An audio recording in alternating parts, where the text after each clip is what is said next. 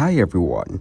In this video, we will show you how to check iCloud Photos. First, activate iCloud Photos. To do so, open your device's settings. Then tap on your name at the top. Then select Apple ID, iCloud, Media and Purchases. Scroll down to iCloud and tap on it. Here, you will find apps using iCloud. Tap on Photos and enable Sync this iPhone. Once activated, your entire photo library and future captures will sync to iCloud. Existing iCloud photos will download to your device, which may take some time. When complete, open the Photos app to access your library. Now let's move to viewing iCloud photos on a computer. Open a web browser. Here, search for iCloud and go to the official website iCloud.com. Sign in with your ID and you will see the Photos option. Click on it to access your iCloud photos. From here, you can manage, view,